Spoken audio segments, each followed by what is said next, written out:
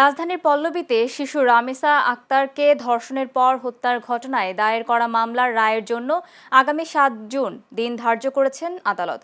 রাষ্ট্রপক্ষ আসামি পক্ষের যুক্তিতর্ক উপস্থাপন শেষে আজ ঢাকার মহানগর শিশু সহিংসতা দমন ট্রাইব্যুনালের বিচারক মাসরুর সালেকিন রায়ের জন্য এ দিন ধার্য করেন।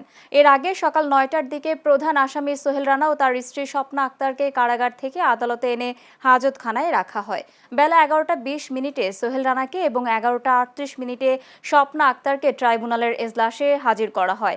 শুনানিতে রাষ্ট্রপক্ষ আসামিদের সর্বোচ্চ শাস্তি মৃত্যুদণ্ড দাবি করে আর আসামি পক্ষ তাদের নির্দোষ দাবি করে যুক্তি উপস্থাপন করে। যেহেতু এই আসামি নিজেই গতকালকে বিজ্ঞ আদালতে নিজেকে দোষী বলে আদালতের নিকট ক্ষমা প্রার্থনা করেছে, সেহেতু আমি বিজ্ঞ আদালতে বলেছি তার সাক্ষ্য এবং রাষ্ট্রপক্ষের সাক্ষ্য আমাদের যুক্তিতর্ক অনুযায়ী বিজ্ঞ আদালত ন্যায় বিচার যেন প্রদান করে।